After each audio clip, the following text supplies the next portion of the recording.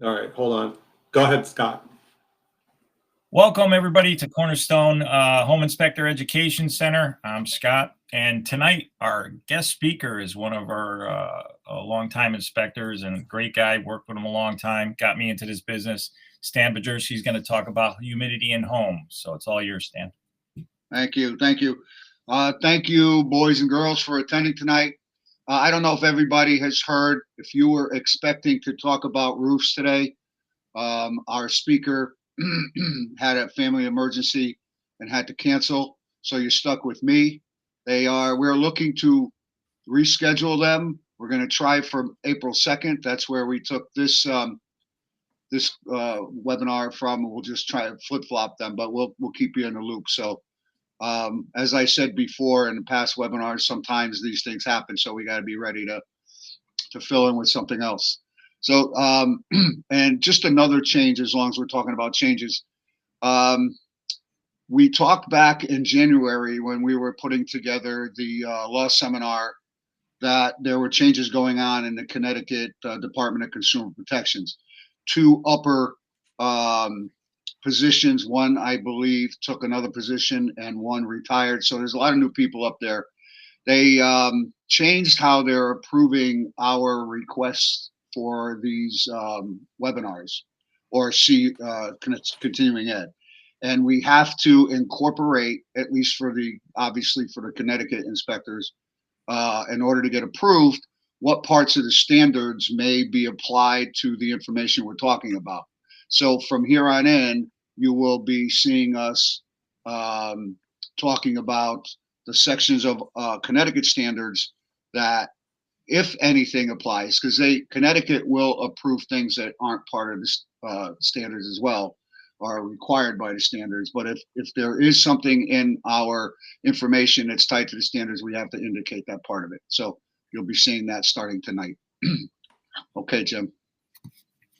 So tonight we're going to talk about something that's not required to be discussed during a home inspection, but because the conditions that may create high humidity in a home would be required to be identified in our inspections for in our standards for other reasons.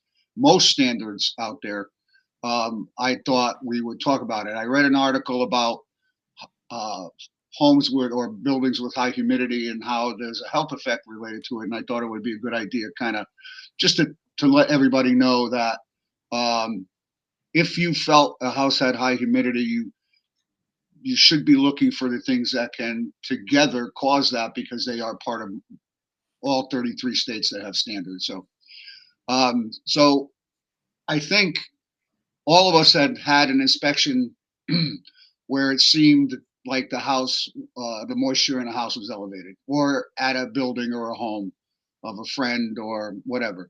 There's condensation on the windows, little bits of mold can be seen in corners and on the baseboards. There's a musty odor, something just seems out of sorts. So there are many reasons for a house to have high humidity. The following will be discussed in this presentation. The climate has a lot to do with it, depending on where you are in the country. The effects of humidity on the body. We'll be talking about the exterior environment, the interior environment, including everyday activities, the HVAC system, insulation and ventilation, and the effects of high humidity on the home. So for Connecticut inspectors, while humidity or excessive humidity is not addressed specifically in the Connecticut State Standards of Practice, contributing factors can be addressed in the following sections of the standards. 20-491-4, exterior addressing surface drainage. 20-492-5, roof system addressing roof drainage.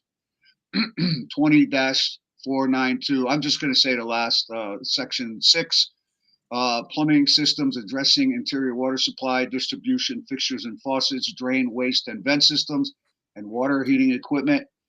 Section 9, air conditioning system.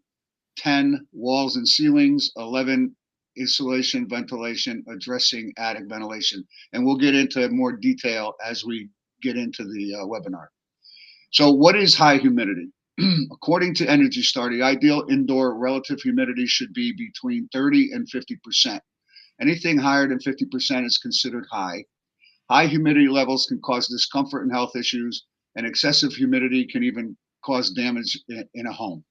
Some telltale signs of excess moisture are if the AC smells musty, the house feels humid, or there is visible mold and mildew growth. Excessive humidity in a house can also cause condensation on windows, toilet tanks, and pipes. Wondering what causes condensation? It happens when warm, moist air comes in contact with cool surfaces and the vapor in the air turns into liquid water. Traces of moisture can spread to ceilings and walls, causing discoloration and mold growth. Peeling paint and creaking floorboards can also be a sign of excessive moisture. So excessive humidity and health. Overheating. Increased humidity within a space fools the body into thinking the room's temperature is hotter than in actuality. This misconception drives the body to react as though it's overheating. Even if the room isn't that hot, the humidity can cause your body temperature to rise above a problematic 104 degrees Fahrenheit. An overheated body runs the risk of heat stroke, causing collapse, breathing difficulties, chest pains from an increased heart rate, and other negative symptoms.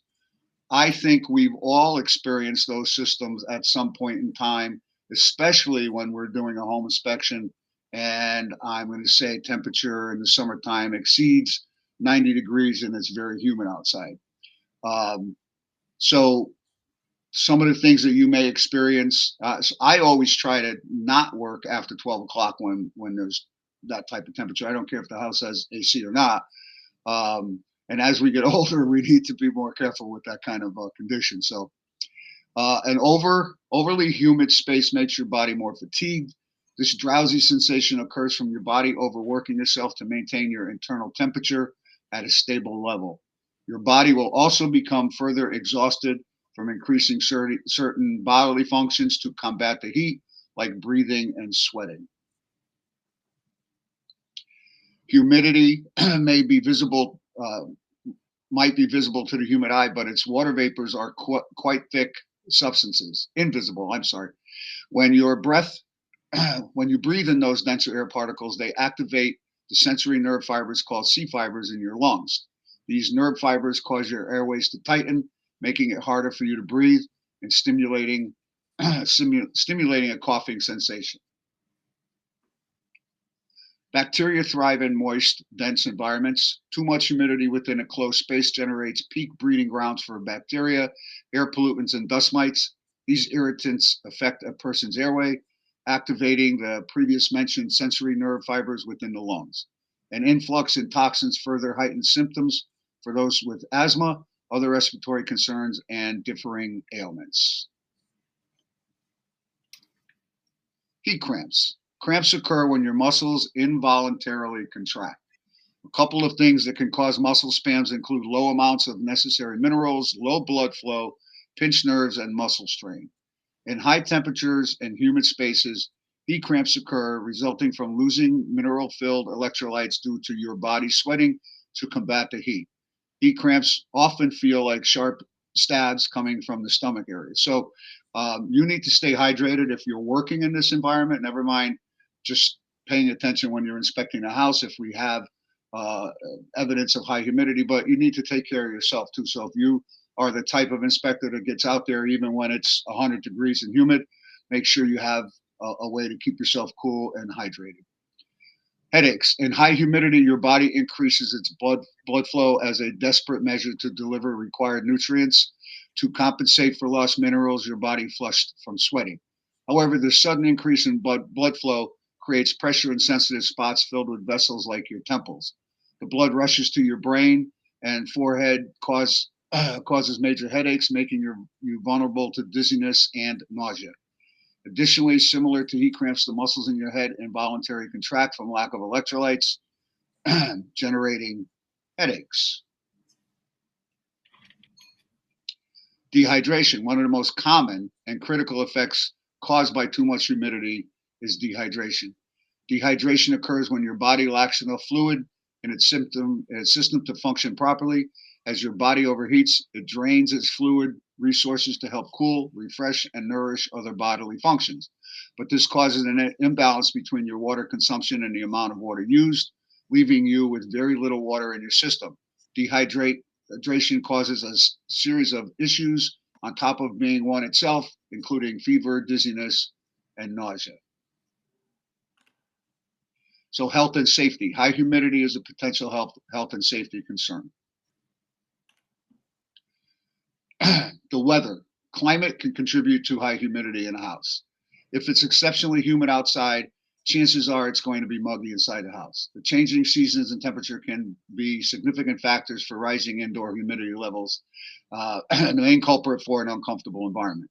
Some parts of the country are more prone to high humidity than others, and inside humidity levels tend to be higher in regions with muggy climates. For those wondering how humid should my house be, the EPA offers recommendations on indoor humidity levels relative to outdoor temperatures for reference. Have you ever been in a humid and moist climate? The thermometer may read 70, but it can feel like 85. Most air is capable of holding a lot more heat. During the summer months, it is critical to reduce excessive humidity in a home for comfort and health purposes, as well as for preserving the home and its materials.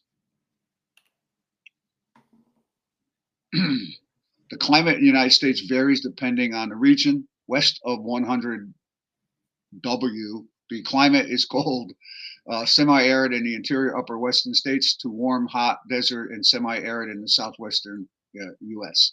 East of 100 W, the climate is humid continental in north areas, transitioning into a humid temperature climate from the South Plains and lower Midwest east to the middle Atlantic states. States like Nevada, Arizona, Colorado, New Mexico have relatively low humidity and arid climates. Florida and Louisiana have hot, humid climates due to their warm weather and proximity to the Atlantic. So where we may not see a lot of houses that have higher humidity on a regular basis, that may have nothing to do with the weather, there's parts of the country that probably see problematic humidity in the home. And I'm not talking about, well, I'm talking about adding to humidity that's already there but because of the weather, by having some defects in your home that are contributing to that. And that's kind of where we're going to go with this today. Okay, Jim. So the exterior environment. So here are some typical things that we are going to call out when we do a home inspection. Finished grading. That's allowing water to pond, pool up against the house. Clogged gutters that are allowing lots of water to overflow, either out of the gutters or past the gutters, contributing to that water around the foundation. Vegetation, heavy vegetation around the house retains the water, right? They need to survive, so that moisture is kept around the house. So that there's a twofold part to a beautiful landscape. That and the mulch also are retaining water around the house. So all these things need to be maintained and balanced so that we help keep the basement dry. Poorly functioning gutters, tree lines, heavy vegetation, the orientation of the home, all can contribute to humidity and moisture levels in a home. If you are viewing this webinar as a pre-recorded webinar, you must report the view code HH175525 along with the second view code in order to get your certificate. Jim? So outside, there's a typical example. That gutter, that downspout is going into an underground pipe. So maybe the rain runoff is being captured and drained away, but that grading around there or water table is not very good, and that has to have an impact on the inside of the house. And this picture is not on the other side of that wall, but this is what you could possibly see on the other side of that wall, as moisture, even if it doesn't seep in, is saturating that foundation wall and creating dampness around that basement and that sheetrock. Even that wood has water stains on it. Some of that wood is rotted on the bottom. And these are things that we're going to call out. But if you feel a house is very, very humid and you start finding things like this, I think it's better to stress the fact that they need to be corrected, not just because they're defects, but to make that house safer to live in as well. So the soil outdoors may not be the first thing that comes to mind when homeowners wonder, why is my house so humid? However, humidity can come up through soil underneath the foundation of the home. This is called rising damp, and ineffective grading can be a significant factor since groundwater and rain can accumulate in a home's foundation. Basements can be humid since they're often poorly insulated and don't have windows, and this can compound any issues. Homeowners who live in a climate with excessive rain will want to ensure that gutters and downspouts work correctly and rainwater is directed away from the house to keep moisture out. Interior. There's things that we probably walk by that can contribute to indoor humidity if you believe it's a problem that we don't even think about or address.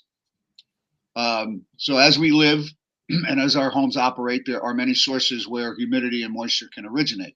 Some are normal and cannot be avoided. Some can be controlled with repair and maintenance, but the homeowner must identify them first in order to reduce or control them. So that open toilet, the water is going to evaporate. Now, if it's being used all the time, we're adding more water. That's why toilets in vacant houses usually need to be winterized, because they're going to just evaporate and dry out, and then all that sewer gas odor comes in. So that is a potential contribution to a home that has over high or excessive humidity. In a house that's normally dry, that's probably negligible, the water that comes out of there. Okay, Jim. So cooking, breathing, bathing. I hope we all do that. Humidity levels can be affected by simple activities that take place in a household every day. These tasks can naturally add more moisture to the air. So people who cook a lot, boiling pasta, making soups, all that contributes to moisture, humidity in the house. If the house doesn't, if it's, I'm going to say vent, if it's not vented properly, that moisture is going to collect. It's going to cool off and collect somewhere. Cooking and running the dishwasher can add more water vapor to the air in the kitchen. Long hot showers add a lot of moisture to the bathroom. Keeping areas ventilated by opening a window or running an exhaust fan can lower humidity inside the house. Certain appliances such as clothes dryers and bathroom exhausts should vent outside of the home. We kind of look at all that stuff when we're doing the home inspection to make sure they are indeed venting outside. But if they are not vented properly or the vent materials are defective or damaged, they can contribute immensely to humidity in the home. Even that gal in the middle picture exercising is contributing moisture to the house at a higher level than normal. HVAC and plumbing. So when we walk through a house, we're looking for this condition here. There's a little drop of water on the bottom of that pipe, so it's still leaking. I make it a practice, even if I don't see leakage, if I see anything like this, I'm writing it up as in need of repair, because a lot of times that minor corrosion is the only thing that's preventing that pipe from leaking. It's a defect that should be corrected, but in a home that has too much humidity, it's another contributing factor. Plumbing leaks, including leaking toilets, HVAC condensate, oversized AC systems, improperly vented gas-fired heating appliances, and poor home ventilation can all cause higher humidity and moisture content in homes. The mechanicals. Leaking plumbing pipes and fixtures. So even that little tiny drip at the kitchen faucet is adding to a home's humidity if there's a high humidity level. Plugged leaking AC condensate lines. How many times have you, I'm going to use the attic as an example, climbed up into an attic during the summertime and you find moisture in a pan that does not have, or condensation in a pan that does not have a float to shut it off. There was a house I did, brand new construction, wasn't even completed yet, but they were running the air conditioning. When I got in the attic, the pan was ready to go to overflow. So we found a super, it was a development, and the guy couldn't thank me enough for finding that. I said, well, just doing my job, but you better get a handle on that or you'll be replacing that ceiling. Leaking AC condensate pans, whether it's that type of pan or the pan at the bottom of a plenum on top of a furnace, leaking dryer vents, plug bathroom exhaust fans. air that's supposed to be hot, moisture latent air that's supposed to be vented out of that bathroom while you're showering or bathing is not getting out of the bathroom. So I don't know how many people check to see if there's backflow from a bathroom fan. I know guys that use these clips on the end of telescoping sticks and put toilet paper up there to make sure it's not blowing back down. Open basement crawl space sumps. It's probably not a bad idea for a couple of reasons, to tell people to have covers installed on their sumps, especially if you think the basement has a moisture issue. And then oversized AC units. I don't know. I think we're going to probably do it again in the spring if we can get it approved again in time. But we had a webinar on air conditioning, and an oversized air conditioning system, which is out of our scope. I know a lot of guys try to determine the tonnage and match it to the house, but an oversized air conditioning system will cool the house quickly, but leave that moisture in the air. Whereas an undersized system, you may not feel the cool, but it's going to dry the house out. So if you see a monster condensing unit for a little 1,000 square foot ranch, and you think that house has excessive moisture, humidity, that could be a contributing factor. Okay, Jim. So effects of humidity on the home. I'm going to try and slow down a little bit because got 40 minutes yet. Okay, switch that. Cracked walls. Humid environments cause certain paints to expand and shrink from all the moisture in the air, formulating cracks on the wall. Obviously, the wood can expand and contract based on humidity or lack of. A moist atmosphere also degrades adhesives used to stick wallpapers, causing them to peel. So you see a lot of this kind of stuff in a bathroom that's not exhausted properly.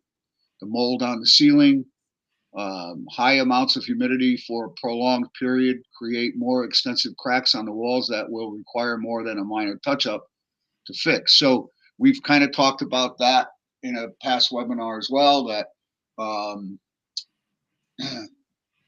at least in that area, you got a king stud, a jack stud, you got a header, you got the wall framing. All those pieces of wood are going to expand and contract at different rates and cause that cracking. Probably less if the house remains drier. So those aren't necessarily structural issues, but could be evidence of humidity, at least if you feel there's excessive humidity in the house. Okay, Jim. Mold growth. So we all know what conditions mold flourishes in. Like bacteria, mold flourishes in warm, damp atmospheres. Dense humidity cultivates mold between cracks, corners, and various shaded areas. Not only is mold unsightly, but it harbors bacteria and releases air pollutants, making breathing conditions more difficult. So I don't expect that you would see a condition like this, but if you see tiny specks of mold in a lot of the rooms, in the corners, on the baseboard where the air doesn't really flow very well, that doesn't necessarily mean there's a water leak someplace. It means that maybe there's too much moisture in that house on a regular basis than is absolutely necessary. So you got to keep an eye out for that. So wood rot is wood rot. We've all seen it. You know, the window area is an area indoors where hot, moist air meets the colder outside in the winter months. And that's where condensation can form. If the window is a painted wood window, it will, and painted well and sealed well, then there's less likely that this is going to happen. But once the paint starts to crack or flake and the moisture gets in there, then that's when the decay can start to develop. And over a length of time, when that condition exists all the time because there's a lot of moisture in the house, then these windows can rot from the inside out. So again, you got to use your head a little bit when you see it, not just think, oh, this is normal. You got to kind of tie everything together when you're looking at all this stuff. Stan, that was confirmed what you're saying 2 weeks ago with our Marvin Windows presentation. where he was saying if you have a high humidity in the house, those windows are going to start getting condensate on them, and it's not a Yeah. defect in the window. Well, let's say condensation forms on that glass. It's going to roll down. It's going to roll on the wood part of the window, and if that paint is deteriorated, it's going to get into that wood. All right, and if we don't dry that house out properly, if it's constantly, I mean, I'll walk in houses in the summertime where you would expect less condensation, and there's condensation on windows. That's an ongoing issue, not just in the winter, but the summertime. So that's how these things happen. And I'm glad you brought that up, Jim, because Jim and I had a discussion about sometimes when we talk to people, manufacturers of components, and they're showing you how they should be installed, we're never going to see that unless the window's falling out of the wall.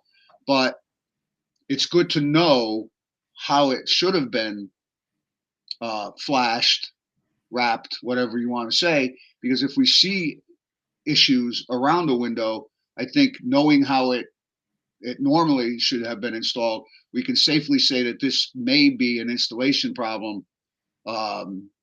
If that's what if there's no other evidence of water leaking in from the roof line, or we can probably safely say that it probably wasn't installed properly. The window may have to be removed and re-flashed, retaped, resealed. The other thing too, Stan, that I'm seeing, I even see it on my own house, and is the humidifiers on some of these warm air furnaces. And if it's we're gonna get to that. Go ahead, though. Continue. I need to kill some time, Scott. I'm trying to help. Where are you?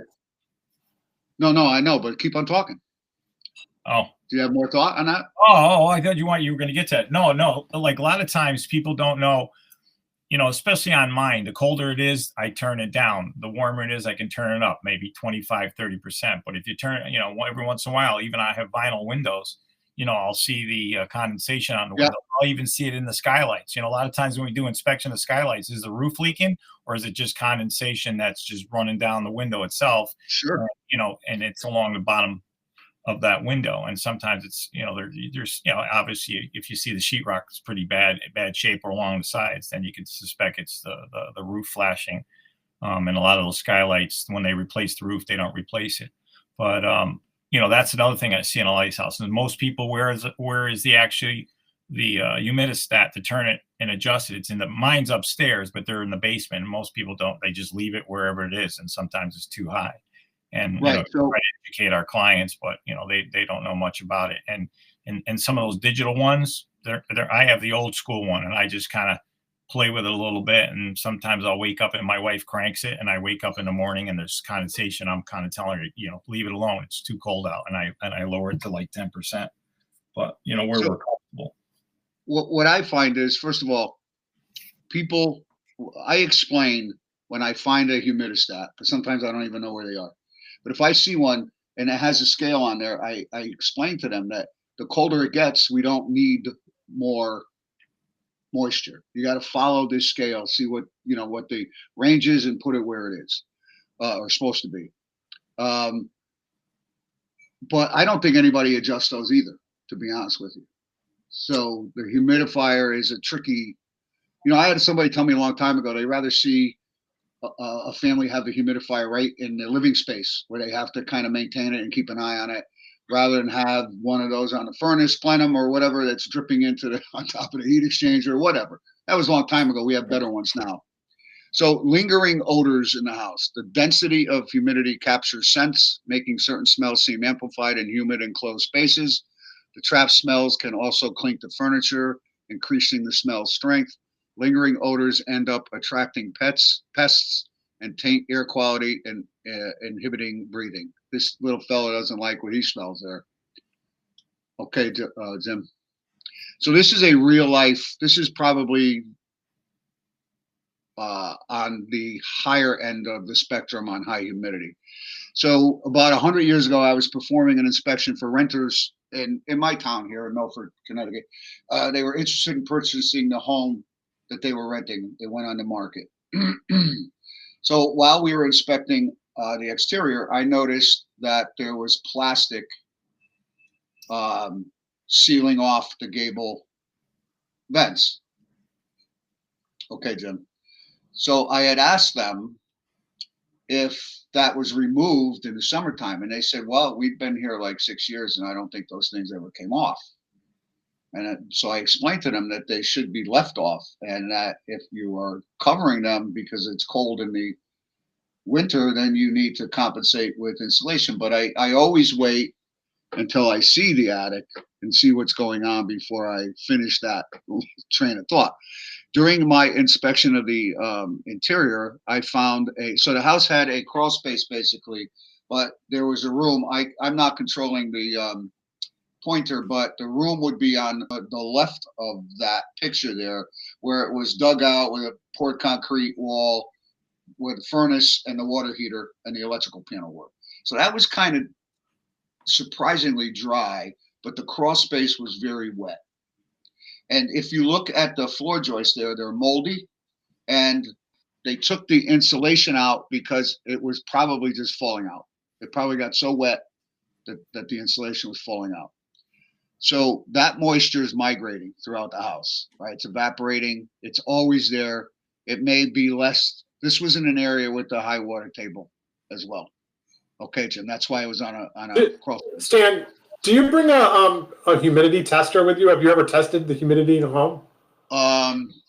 No. Okay. Nope. Because I don't either, but I started mold inspection about 2 years ago. And that's one of the things you have to do when you're doing that. And I just thought it was weird when I started the mold and got trained in that and would take the humidity outside, take the humidity inside. I was thinking to myself, I see the same things when I'm doing a general inspection, but I never would pull out the tester to check the humidity inside the house. But well, I guess, I mean, if you go by what we read in the beginning of this webinar, there is a certain range that you'd want to be in. But then you got to figure out if it's not in that range, if it's high, then you got to be looking at these other things. So, right.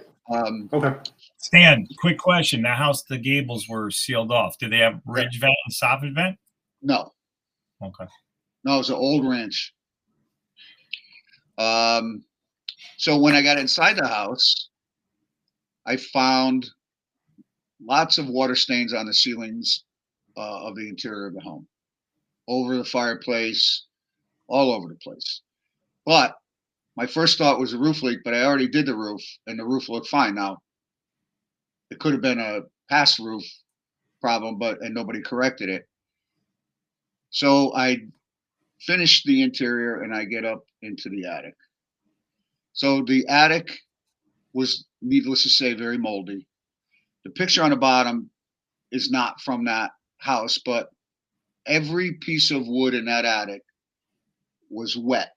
If I wiped a cloth across it, I would be wiping water off it. I could almost put my screwdriver through the rafters. It was like they were like sponges. The water was squeezing out of them. The water was collecting in low spots in the insulation, and where the insulation might not have been fully placed up against the ceiling rafters, joist. That's where the water stains were happening. My first thought was the roof leak around the chimney flashing, but there were so many areas of leakage up there that it was just attic wide. I couldn't believe how wet everything was. It looked like somebody hosed it down, to be honest with you. So, and I don't know, that was a long time ago. So maybe halfway into my career, I've never seen anything like that before that, and I haven't seen anything like that again. So I had to stress the fact that that attic had to be dried out, and then the wood checked again to make sure it still had integrity. I'm sure after you sucked all that moisture out of the roof framing, it was going to shrink. So I had to lay out that whole scenario. And my motto: if I cover my ass, then usually my client's ass is covered. Rarely do we find out what happens after we leave if anybody follows our recommendations. I don't know what went on there. All I know is the house is still there. But that was the worst case, and a lot of contributing factors. Who knows even how they lived during those 6 years. The boiling water and the long hot showers and bathroom exhausts that don't work and stuff like that. So That to me was a big issue. The whole moisture issue in that house, the whole humidity issue. So tips for how to reduce humidity. Sometimes the best way to reduce humidity is not just one way, but several methods that combine to reduce moisture levels in the home. Review these ways to reduce humidity. Jim? So install weather stripping. When high humidity is a reoccurring problem for a home, there is a good chance that air from outside is entering through gaps around the doors and windows.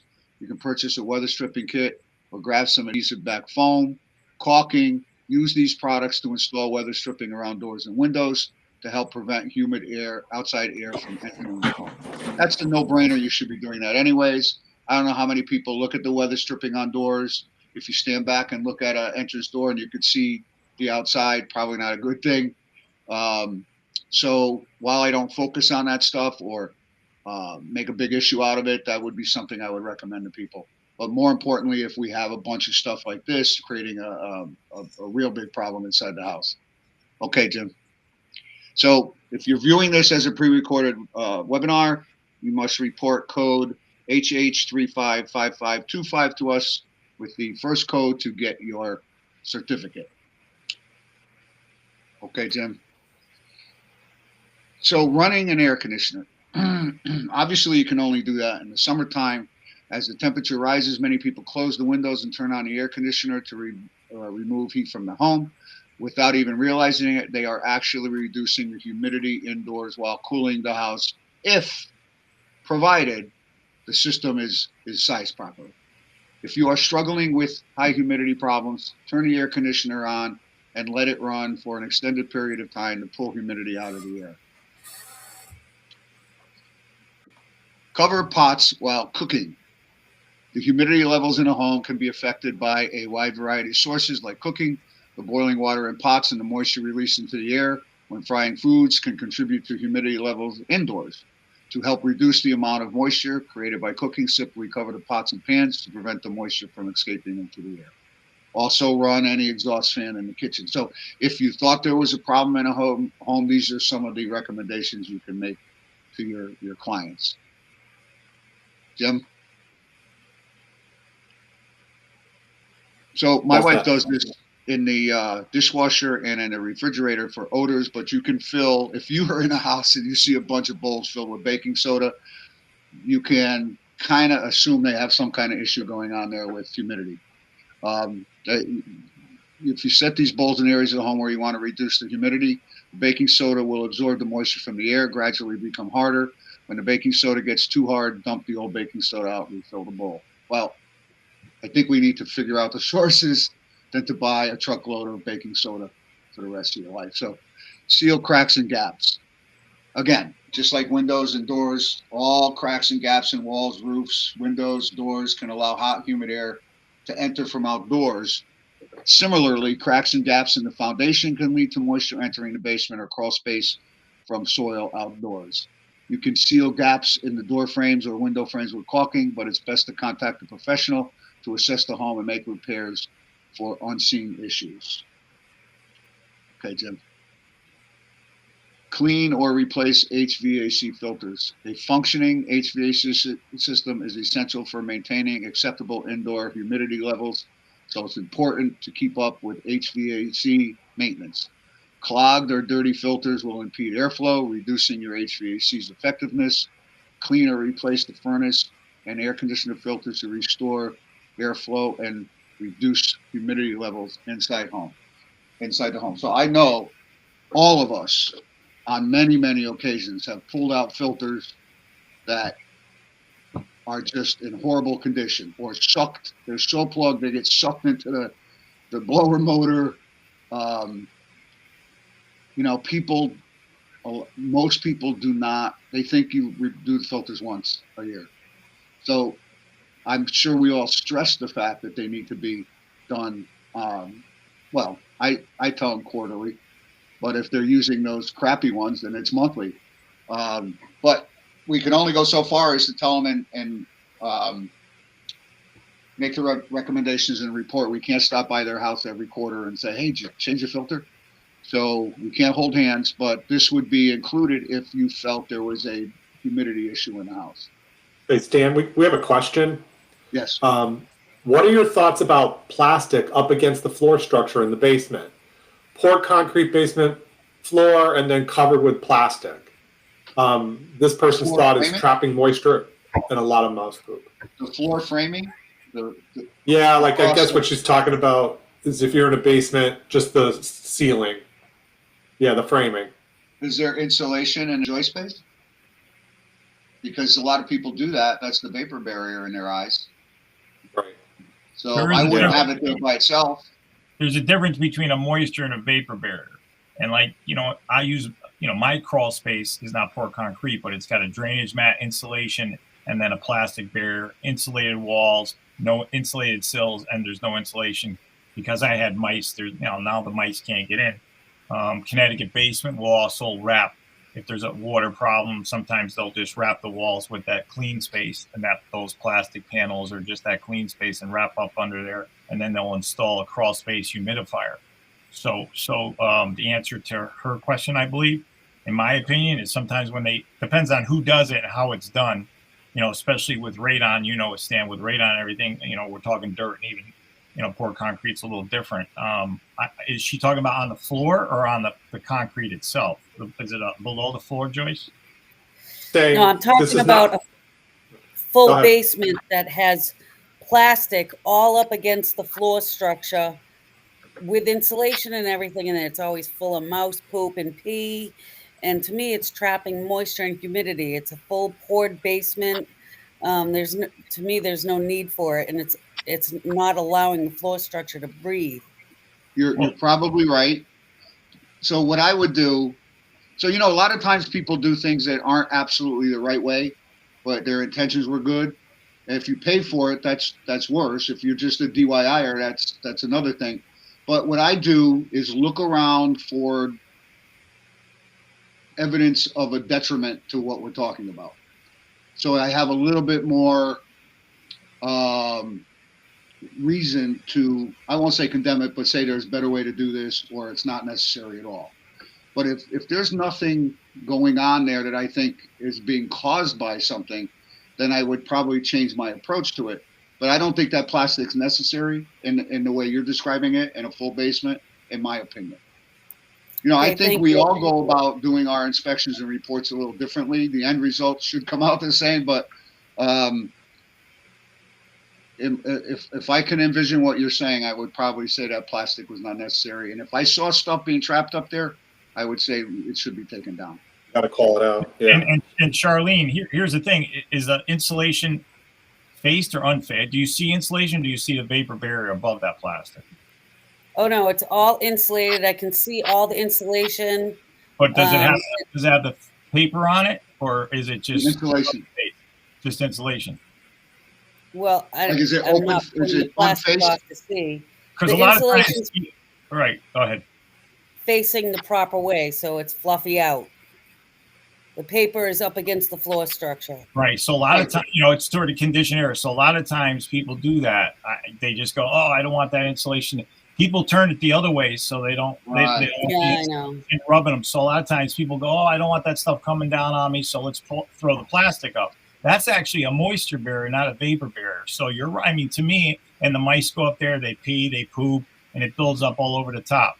So I mean, technically it should just be open, but most people, a lot of people, I see homeowners do that because they just don't want all that fiberglass to drop on them or hit their head on it and stuff. And I see it in crawl space, all done wrong. They face it the other way. We've all had people fight us over our comments sometimes, right? That, like, for instance, I'm going to use one example.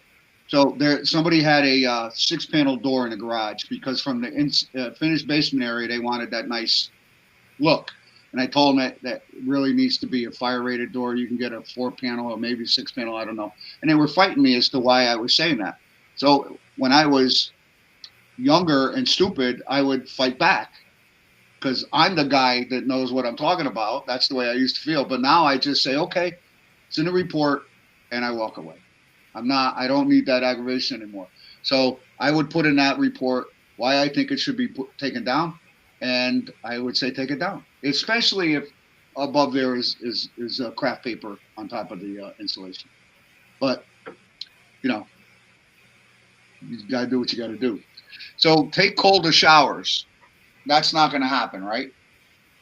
People are going to take hot showers. When my kids used to live home, my son would walk out of the bathroom, and there'd be I would think there was a smoke machine, and he was in WWE. You know, would way all the steam came out of the bathroom. I would have him turn around to see if there was skin left on his back. Some people like that. That moisture's going someplace in the house. In the summertime, maybe spring and fall, the windows are open. That's getting out of the house. But it's, you know, people just want to take a hot shower. So that's a recommendation, but it probably is not going to be implemented. Jim? Yep. Next. I switched it. Increase air circulation. Oh, yes. Okay. So airflow throughout the home helps dry, damp, or wet surfaces and distribute humidity evenly. However, if there is little or no airflow, the air can get heavy and stagnant, contributing to high humidity levels and mold growth. Increasing air circulation by running ceiling fans or portable fans and move furniture away from wall corners to avoid trapping air in these narrow pockets. That's why you see the mold a lot in the areas where air is not moving as much as it would in other parts of the house. Open interior doors for the same reason, to get air moving through the house. If you close off a room on a regular basis and that room is humid, you know, that's isolating that room and holding that moisture and humidity in there. So by opening doors to rooms and closets, you can help even out the temperature and humidity levels throughout the home. With the doors open, air can flow freely, improving the house's air circulation. Opening windows when you have the opportunity. I'm not, you know, I talk to people a lot about basement windows, and they ask me if I should open them. I personally, there's only a few times of the year where you can open a basement window and not be afraid to create condensation, but I never do it here, because if you let hot, moist air into a colder, damp basement, and it only needs to be a little bit cooler, you're going to create condensation. So, but opening the windows in the house may help move air through, get some potentially drier air into the house, and help with that humidity level. That's like a whole house fan. Like when you have a whole house fan, you open up the windows and you're pushing that air from the outside in and moving the humidity out. Pressurizing your attic, but could blow shit back down. Can't have everything. Stuff back down. Run dehumidifiers. A dehumidifier is designed to remove moisture from the air and is essential for any homeowner dealing with recurring high humidity problems. You can purchase portable dehumidifiers for isolated issues or have a whole house dehumidifier installed to handle high humidity throughout the entire house. Just make sure to consult with the pros and ensure that the dehumidifier is big enough for the size of the house, or small enough, depends on how you want to look at it. Turn off moisture causing appliances. If you have a humidifier or any other type of appliance that creates moisture, you can reduce high humidity in the home by simply turning it off. Since humidifiers release water vapor into the air, running a humidifier when the home is already dealing with high humidity level is counterproductive. You see a lot of these diffusers today in houses where people will put an essential oil or a scent in the water, and it just spews out the moisture. And that necessarily, if you have too much of it, it's not going to be good.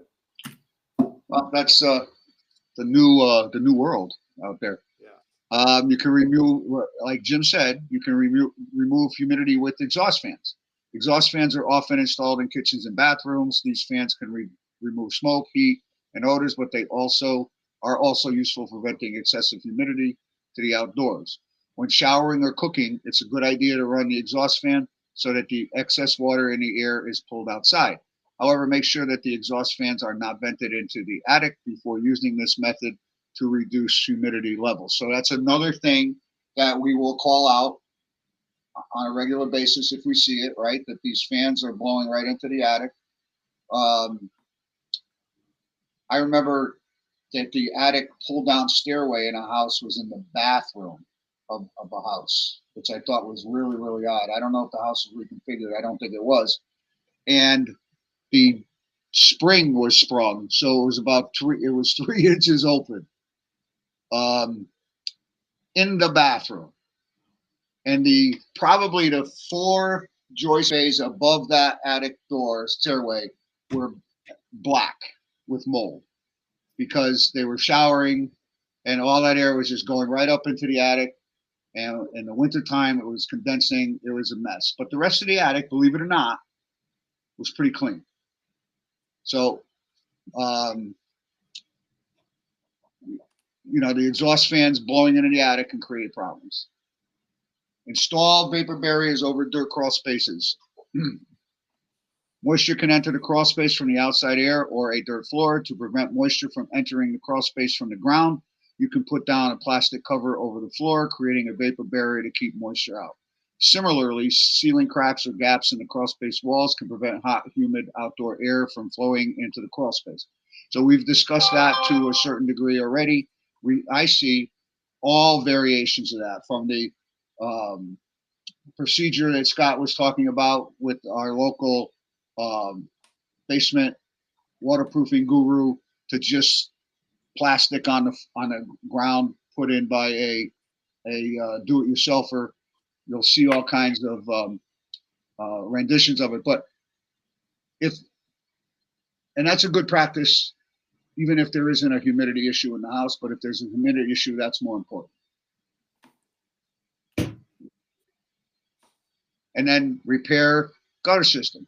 Gutters are designed to collect and redirect water flow away from the home. If the gutter system is clogged, damaged, or poorly designed, water can accumulate around the house's base. This high amount of water in the soil can damage the foundation and may also leak into the basement. By repairing or cleaning the gutter system, you can prevent water from seeping into the basement and reduce high indoor humidity. Next, Jim. Preventing seepage. If the gutters are in good condition and seem to be redirecting water away from the home, seepage may occur due to cracks in the foundation or landscape issues. Homeowners should work to prevent seepage and reduce indoor humidity levels by sloping the landscape away from the house, patching any cracks in the foundation, and investing in an exterior waterproofing. And we all talk about that at every inspection as well. Leaking pipes, fixtures, drain lines, and appliances can all contribute to high indoor humidity levels. You should fix leaks as soon as possible to reduce humidity and protect the home from further damage, such as peeling paint, loose floor tiles, wood rot, mold growth, and structural damage. If you aren't sure where the leak is or how to fix it, don't hesitate to call in the pros. So, quick story. Years ago, did a bathroom in West Hartford. I noted loose and punky tiles on the floor near the toilet. Client calls me up about a week later after they bought the house. They had a contractor in there, and they ripped up the floor, and the subfloor was in really, really rough condition. So he wanted to know why I didn't point that out. So, little tip on report writing is that you note the punky tiles, the floor was not solid underfoot, and you put an exclaimer in there saying this may be an issue with the subfloor. But I was unable to see the subfloor as this is a visual, non-invasive inspection. So that stuff can happen. And I wish the contractor was a little bit better. As well, you know what? Here's the thing. I think contractors purposely take swipes at home inspectors because we come in behind them and criticize their work. Maybe not even criticize it. Find their shoddy work, maybe, and then they get put on the witness stand. I believe, and I've been doing this long enough, and I've talked to many, many, many home inspectors where when they come in, they're looking to take a shot at us. So we need to be as good at disclaiming and reporting on things we can't see or things that we feel may be worse than they really are, as we are finding the problems themselves. A report is just as important for us as your insurance and your agreement. So if you're tired, I'm just going to get off the subject matter for a minute. I still can't release an inspection from a report from an inspection. I still have to, when I was doing it on my laptop, I had to bring it back to the office and go through it and think about it for a while and proofread it.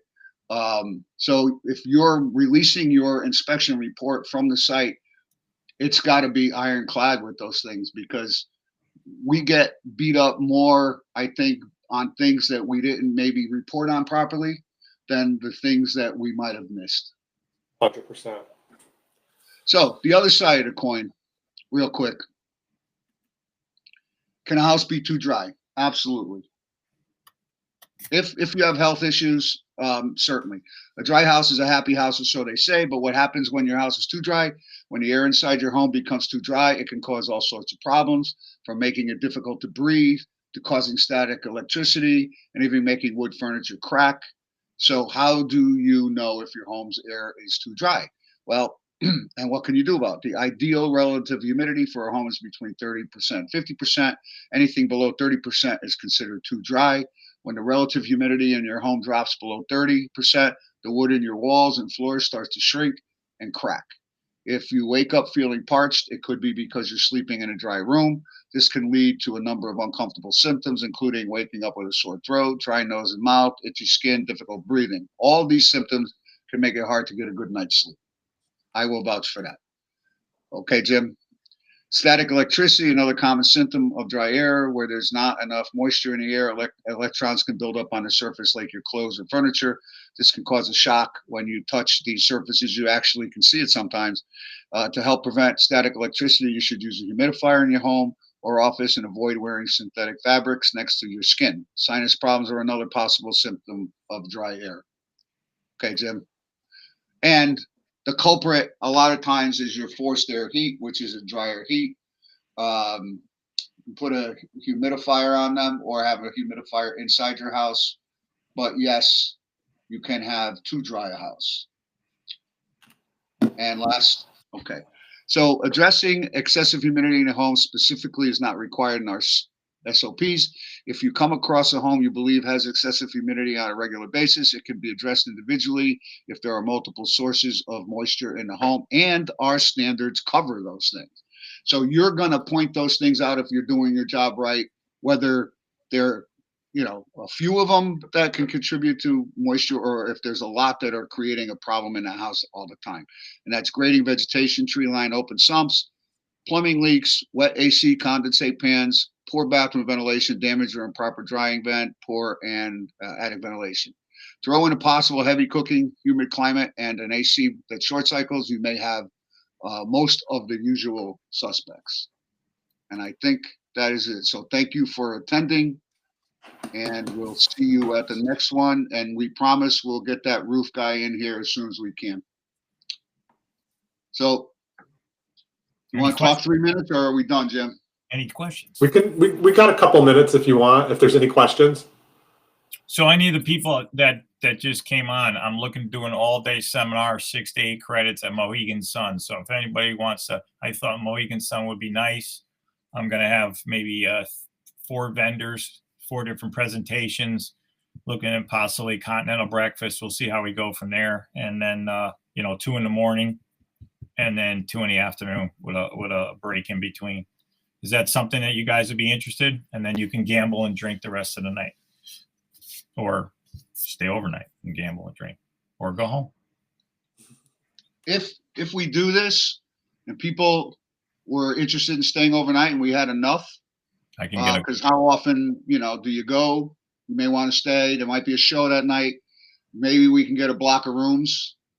We just need to know kind of ahead of time. But we're considering putting that together, like Scott said. So if you guys want to, we'll send out information way in advance. So that's no problem. But if you want to drop us an email telling us if you're interested or not, that would be helpful as well. Yeah, if you guys are interested, I'll put it together, and I think it would be a lot of fun. And okay, thank you for coming, everybody.